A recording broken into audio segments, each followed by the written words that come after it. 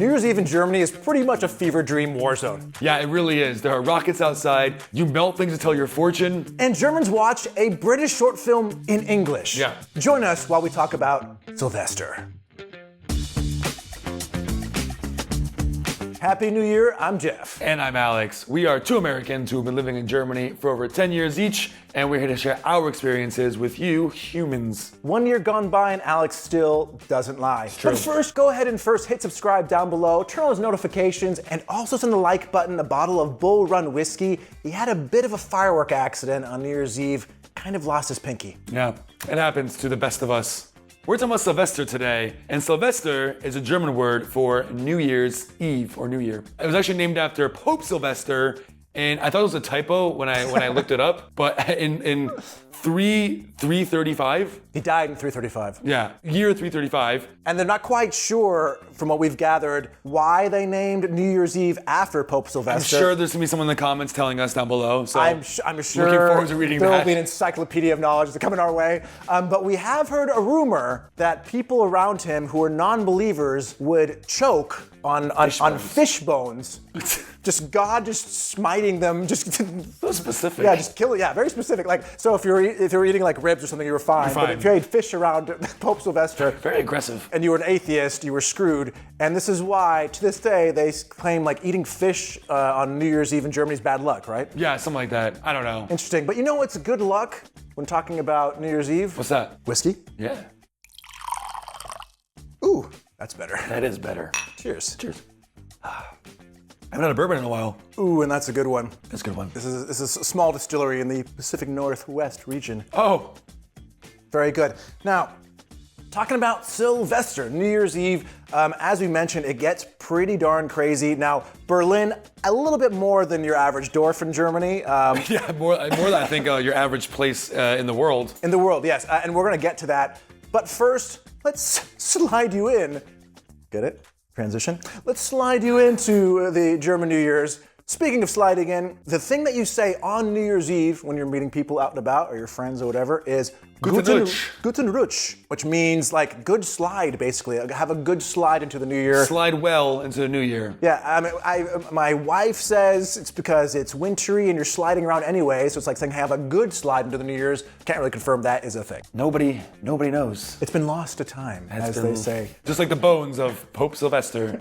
Now we're talking about New Year's Eve, and one of the things that comes with New Year's every year is resolutions, of course. You know? And we've lived in Germany for many years, as we've mentioned, and every year for the first few years it was get better on that German, find a way to learn German quicker. Yeah. And I know early days we both would start watching German language TV, movies, put those German subtitles on, so all the words that you miss, at least you can read them, you know what I mean? Exactly. And that's kind of how we started learning German. And actually the best way to do this now is through Lingopie, which is a website where you can watch German movies or movies from all around the world in different languages and get those subtitles and understand what you're actually watching. It's great. Now, these are very accurate subtitles. You can click on the words, they'll pronounce the word for you, they'll place all of the words that you click on in a sidebar, they become flashcards later on, and if you choose, you can actually see every sentence of dialogue from the whole movie in the sidebar. You can go back, review any sentences that you missed. It's a completely interactive subtitle system, and it's freaking awesome. It's a Netflix of language learning. True. It's so much better than just having regular subtitles you always get. You can get a 7-day free trial and also check out our discount code down below.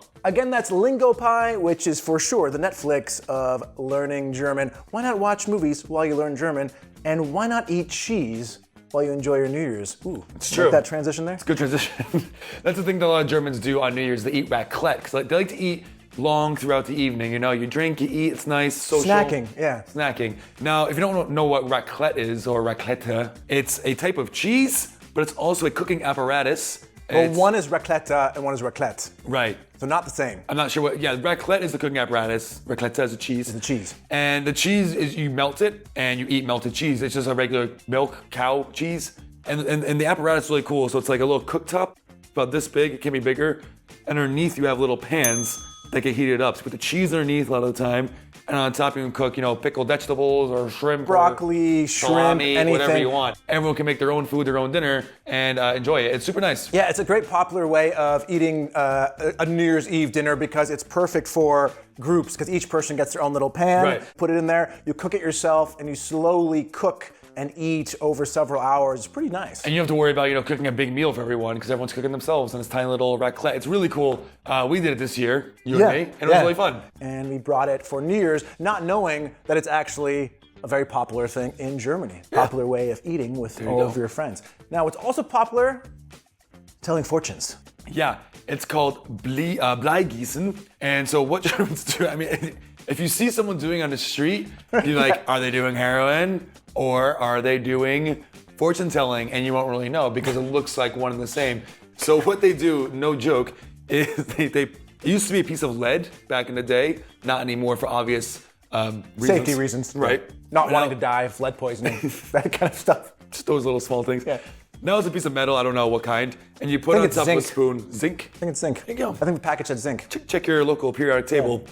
And you put it on the spoon, and then you put the spoon over a fire, you've seen this before. And then Probably not. It gets all melted, and you dump that really quickly into cold water, and it forms a crazy shape. And then on the back of the kit, it tells you what your shape looks like and what your fortune is for the future. Yeah, it has a long list of like 200 things like a tree, a mushroom, whatever, and you look at your shape like, okay, it looks like a tree, and then it'll say, tree means you're gonna have great financial wealth that year or something like that. And you might think, I've done it a few times, I always think there's no way this shape's gonna look like anything that they're gonna have on the list. But I've yet to have one that I could not find on the list. It's pretty incredible. Well, it's kind of like what they call it, like a Rorschach. Is that called the Rorschach test? The ink blots. The ink blots. Where you can look at it and have 10 people and they all see something different, which is kind of fun about it. You're like, ooh, a tree, and then your friend Misha's like, no, it's whatever.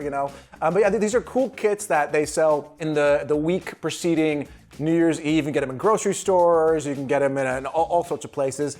They have metal versions and they also have wax versions. I recommend the metal versions because the wax versions I found really suck. And the metal ones look cool. Yeah. It looks like mercury when it's melted. It's really cool. It's this cool thing Germans do, just telling your fortune for what's going to happen to you the next year. It's just a cool little tradition. Now, another weird, interesting tradition that Germans do is they watch something called Dinner for One, or also known as 90th Birthday. There's an 18-minute short film from 1962. I think, yeah. It's shown every New Year's. I think it's one of the most watched movies of all time. It is the most watched television, or the most repeated television program in Germany since the 90s. So it's all in English. It's a British, kind of like a sketch show. It's not like a sketch show, but it's on a stage. And there's a German guy who comes out and explains what's going to be happening in front of you in German, and the rest of the movie is all in English.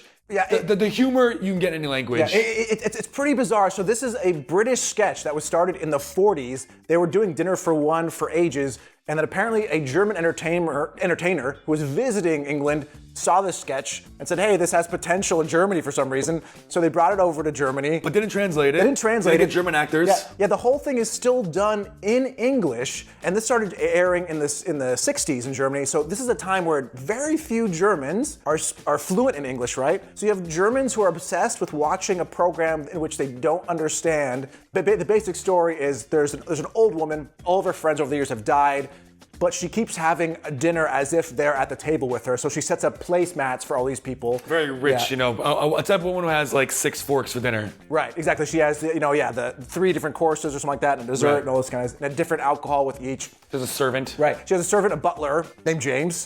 She asks him basically to go around and to pretend to be all these people. So he'll cheers to her in the voice of these different friends of hers who are no longer there. And of course he's drinking so much he gets pretty drunk. Yeah. And at the end there's a little bit of an adult joke for you adults. I look forward to every year now. Like it's a really fun tradition. Yeah, it's fun, but it's a thing and I'm sure for you, when I first moved here, I'm like, what is this? Yeah. Germans are watching this black and white short film in English from the 60s, and this is the thing that they watch every New Year's. And most Germans can't even explain why. They're just like, this is just the thing we have to watch every New Year's. Well, they do say in the movie the same thing as every year, repeatedly, so I guess it's kind of the meta joke in there. You can find it on YouTube, go check it out. And the actor is fantastic, the guy who plays great. James. He's great. And it's all basically one shot, so it's it's pretty good. Yeah. Lots of fun improv in there. And now for the finale, so it's now midnight on New Year's. It's not actually. Not right now, but It's way after. Pretend like, Clearly, New Year's already, it's 2024, so we're here. Is the fireworks. Germany has a lot of really weird, not a lot, one really weird firework law, and that's that they are illegal. Unless it's, 3 days before New Year's, and then they're legal. Technically, they don't go on sale until December 28th every year. So there's like a 3-day window that they allow you to buy these fireworks. And they're sold everywhere. Yeah, I mean, everywhere. It's crazy. Every grocery store, and I saw videos from this year. They had such a bum rush of people coming to, it was a Lidl or Aldi, whatever, one of these grocery stores, and they had the employees go in the middle of these barricades, throwing them out to whoever, like, just because they had a limited supply, and the Germans were so intense about it that they had to set barricades to, like, wrangle these people who wanted fireworks. It's insane. It being in Berlin, we are about 2 hours from the Polish border. So a lot of people go to Poland and get bigger, more super illegal fireworks that are not sold here in Germany. That aren't super safe, and that's nothing against Poland. They just don't follow the German regulations. And they're way bigger than what are sold in Germany. So people go there and buy them. At midnight, Berlin becomes an absolute war zone.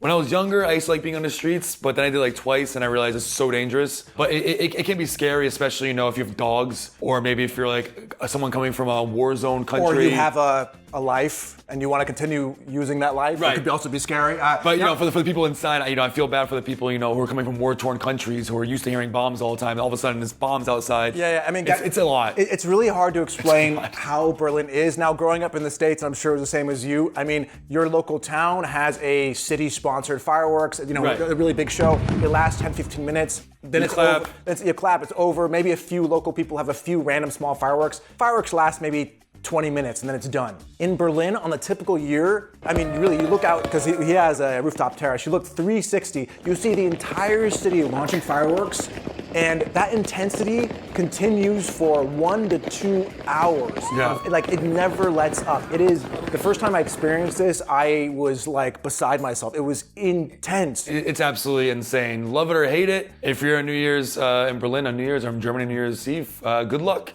Yeah. For example, this year, 390 people were detained and 54 were injured, and 30 of them were injured by fireworks. 54 police officers were injured. Police officers were injured. Yeah. 30 of them by fireworks. Yeah. Last year was more crazy. Luckily, this year calmed down a bit. Last year, people were launching fireworks at firefighters, at police. It got really, really insane.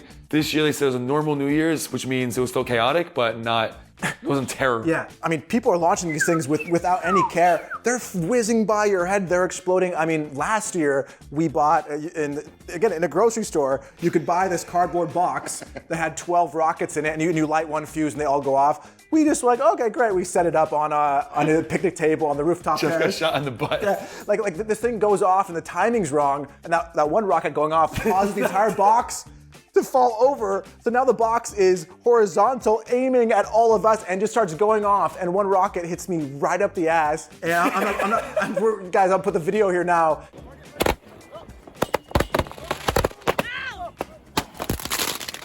And then you can check out this huge bruise. This is no joke. This is, I think, 1 or 2 days after it hit me in the ass. My leg was swollen up for a good 2 weeks. It was intense. Pretty awesome. And that's when we all agreed as a friend family to do rockets no more. If you want to, go on the streets and enjoy, stay safe. Yeah, I just wear a helmet, pads, like fire retardant clothing. But you know what keeps my ass warm What's at all that? times? This. This. What do you think of this? This is good. This is a bull run. Bull run. Yeah, I like it. I'll give us all like 8. I stick with an 8 too. Cool. Cheers. Remember, as I'm talking and drinking, everyone, please stay safe in 2024. I wish you all the best health Absolutely. in your love life if you want love. And thank you for joining. Go ahead and hit subscribe if you can. It really helps us out. Stay safe, stay healthy, stay thirsty. I said it. Happy New Year. Ready? Okay. Happy New Year. This guy. Why I oughta. Why I oughta.